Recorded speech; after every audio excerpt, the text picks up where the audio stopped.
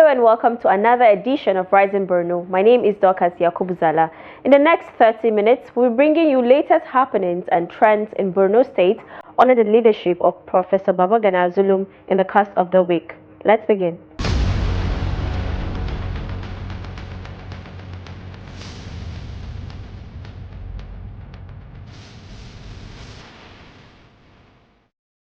Borno State Governor Babagana Zulum has said his administration will cut down 90% of food palliatives distribution in Borno State in a bid to reduce overdependence on aid. He stated this on Wednesday during the official flag-off distribution of food palliatives to 250,000 households across the state held in Maiduguri. He noted that the interventions is to cushion the effects of last September floods that affected millions.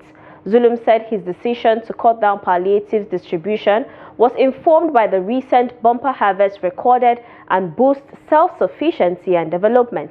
He reiterated commitment to prioritize agriculture in building resilience and creating enabling environments for youths and entrepreneurs to engage in agribusiness. We are all aware that our beloved Borno State has yet to fully recover from the devastating flood disaster recently affected Maiduguri, Jerry, and other communities in Borno State. Many families are still counting their losses, yet as people of faith, we must hold firmly to our belief in Allah's boundless mercy and trust in His wisdom. I'm deeply moved by the pain and hardship this disaster has caused, particularly for the most vulnerable among us. Those who have lost their homes, livelihoods, and even loved ones. May Allah grant them comfort and ease their burdens. We also seek His protection from future calamities while expressing gratitude for the wisdom He has bestowed upon us to navigate these challenges.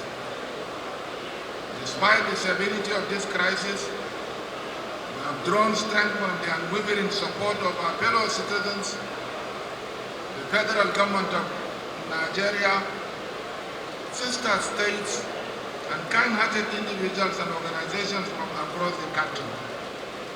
Their solidarity, generosity, and commitment to our people's well-being have been a source of great encouragement to all those who extend a helping hand.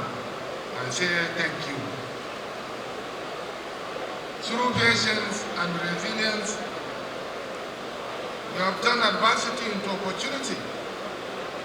While we struggle to cope with the flood's aftermath, Allah in His infinite mercy blessed us with a bumper harvest this year, last year. This outcome is a testament to the determination and hard work of our farmers, who remain steadfast despite the difficulties they face. Last year, Borno State government has invested heavily on agriculture. Nothing fewer than 1 million farmers have benefited from our agricultural inputs for both irrigation and rain-fed farming, seeds, fertilizers, water pumps, insecticide, pesticide, among others, were distributed to farmers in Borno State. I also want to acknowledge the distribution of fertilizers by the federal government free of charge to the people of Borno State. These, amongst others, have ensured a bumper harvest coupled with good rainfall. We thank Almighty Allah for this opportunity.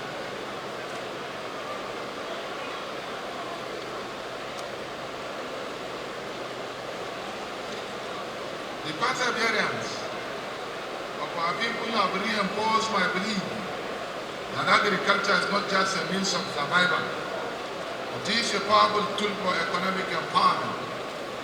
As a result, the state government is committed to creating an enabling environment for our youth and entrepreneurs to engage in agribusiness and other productive ventures.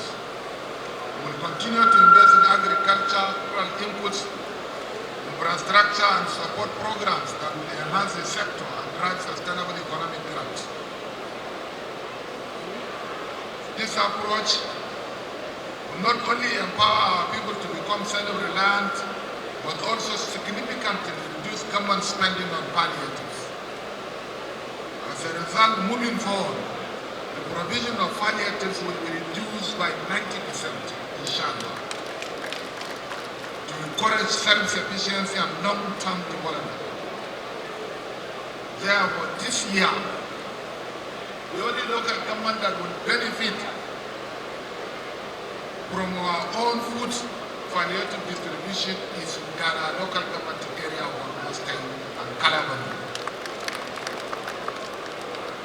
Because of their peculiarities, these two local government areas are facing a serious threat as a result of flooding and as a result of devastation of their farmlands by elephants. And therefore, Borno State government in the year 2025 provide palliatives to the people of Ghana local government area and that of Calabar local government area only. Because we had a very good harvest. Every individual that had cultivated his farmlands was able to harvest good items that will cater for his needs for the next 1 year in Borno State. And I think this is very commendable, and therefore henceforth government will provide agricultural inputs to the farmers in order to support self-food sufficiency rather than to great dependence. At this point, I must commend the gallant officers of our military and security agencies who have sacrificed their comfort and even their lives to ensure we can go about our daily activities in peace. Your courage, dedication, and service to our people will never be forgotten. Today's gathering is driven by two key concerns. One, our ongoing efforts to support flood victims in Maiduguri and Jere, helping them rebuild and recover. Because people of Metropolitan Council and its environs, Jere also, were severely affected by the flood. Although we have supported them during the flooding season, but we thought it is very important for us to extend our support beyond what we did initially. So we are here to provide further support to the victims of the flood disaster, which is the entire Metropolitan and its environs. And then secondly, the imminent arrival of Ramadan, a time of reflection, generosity, and renewed faith. And therefore, in preparation for the blessed month of Ramadan, today's event marks the official launch of Ramadan food distribution program aimed at supporting about 250,000 bottom poor. Borno State government procured about 250,000 bags of 25 kg rice and 250,000 bags of 25 kg assorted grains, maize, millets, and guinea corn, amongst others. People of Maiduguri Metropolitan Council and the environs will receive 100,000 beneficiaries will be supported by this scheme. While the most vulnerable in the population, in the community, of the 26, of the remaining 26 local government areas of Borno State will receive 6,000 bags of 25 kg rice and 6,000 bags of 25 kg assorted grains. That means 6,000 bottom poor from the 26 local government areas of the Borno State will benefit from this our Ramadan palliatives. On this note, as we prepare for this sacred month, I extend my heartfelt wishes for a blessed and peaceful Ramadan. Your Excellency, it is with great pleasure that I stand before you this morning to formally welcome you to this epoch-making event. It would be recalled that 2 weeks ago, you set up this committee and directed us to immediately spring into action with a view to flagging up this exercise today. Pursuant to your directives, a careful selection process was carried out in the 15 local government wards of Maiduguri Metropolitan Council and 12 wards of Jere Local Government Council. In addition, Your Excellency magnanimously directed that Zannari, part of Mafa local government, which has also become part of the metropolis, be included into this noble program. So also Kompomari axis of Konduga local government area, thereby making the total wards to be 29. Your Excellency, the selection process was conducted in all the wards through a committee that was set up, made up of our key stakeholders, elected councillor, ward executives, party stalwarts, and other critical stakeholders. This selection process was monitored by the committee, and all issues that arose were accordingly dealt with a view to making this exercise a seamless one. The key considerations that were taken into cognizance were: 1, you must be a resident of the catchment area. 2, you must be an adult. And 3, you must have a valid means of identification. The exercise was devoid of party affinity. We do not take any political party into consideration. Provided you are an adult, you reside in the locality within the catchment area, you have a valid means of identification, you are qualified, whether you are a man or woman. So we are also gender friendly and sensitive in carrying out the assignment. The Borno State government has reiterated commitments to ensure that its people benefit from Governor Zulum's 25 years development agenda and 10 years transformative plan. This was disclosed during a training in partnership with UNICEF on dissemination of Borno Monitoring and Evaluation Readiness Assessment Report. The workshop aims to improve capacity of staff, strengthen governance, accountability, and evidence-based decision-making in the state. It also served as a platform to provide and build effective policies, programs, and interventions that will impact the lives of the Borno people. The Commissioner of Reconstruction, Rehabilitation and Resettlement, Isa Garba, said the state government is monitoring its performance and committed to better the lives of the people.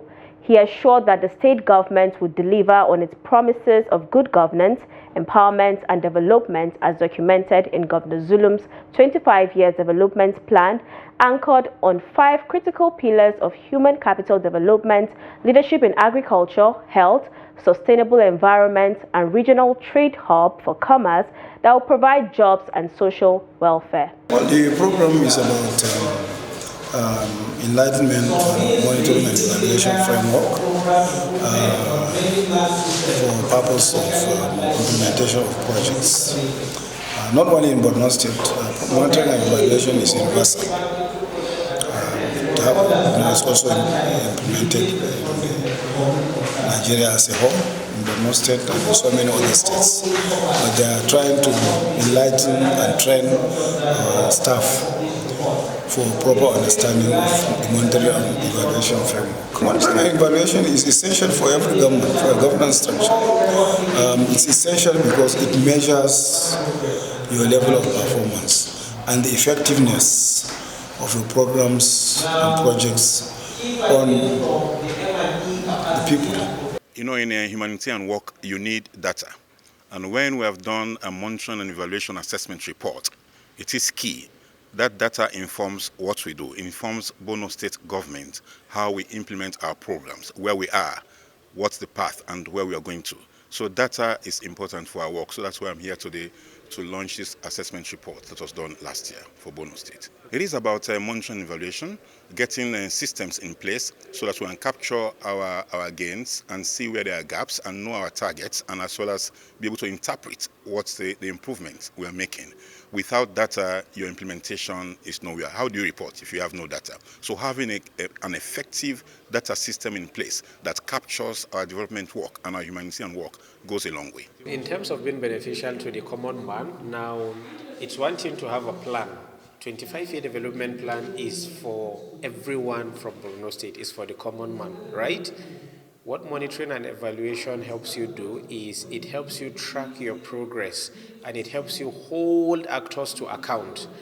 A common man, for instance, can then come out to understand, okay, the government have promised to do this. To what extent have government fulfilled their part or their commitment to doing this? So an M&E framework is a framework that ensures transparency and accountability in the execution of plans that the government had for its citizens.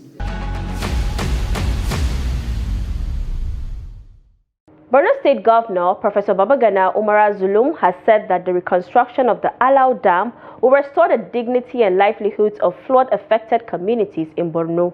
The Saturday ceremony held in Maiduguri comes months after the dam flooded 70% of the capital, Maiduguri environs, destroying houses, killing many and displaced communities.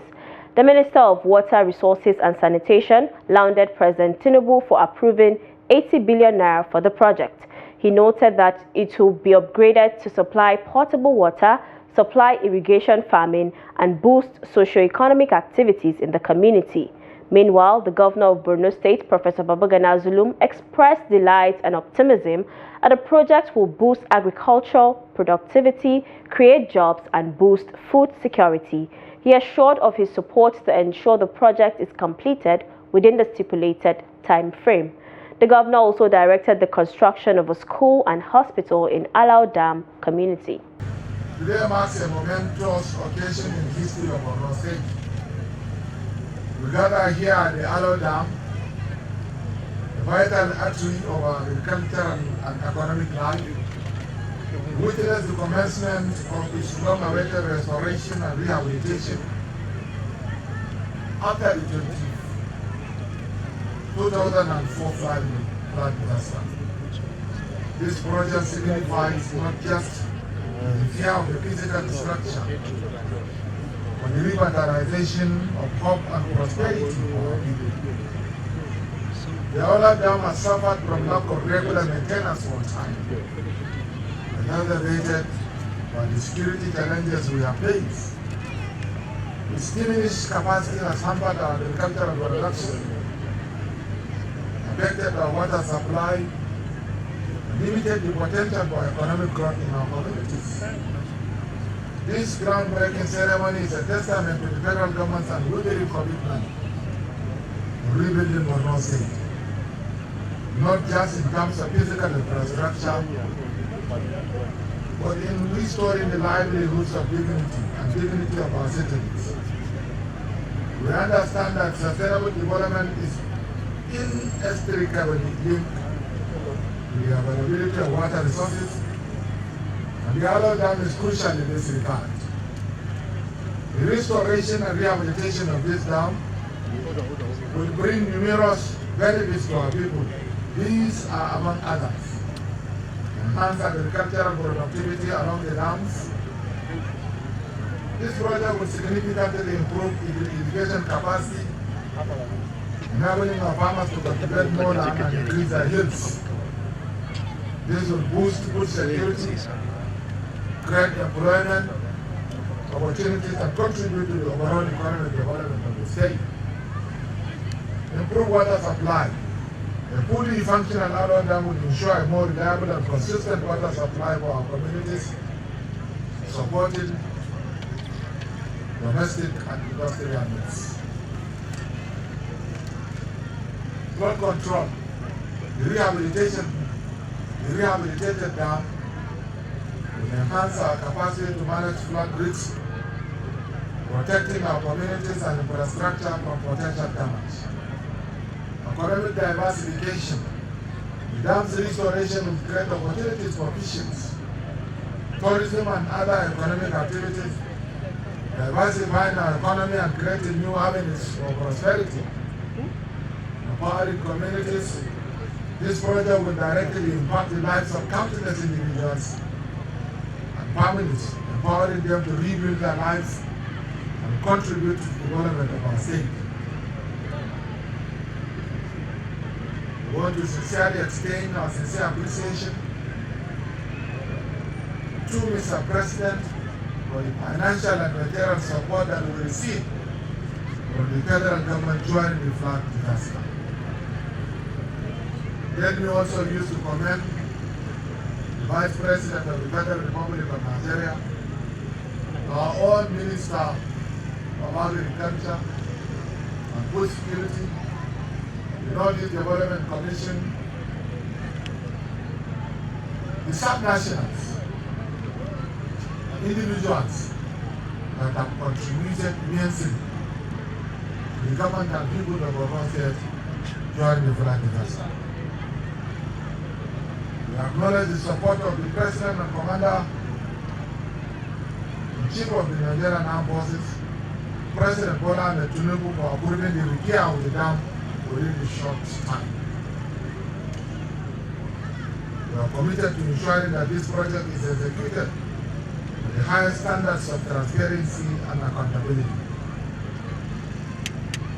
We will work closely with the contractors, engineers and community leaders to ensure that the work is completed on time and within the budget.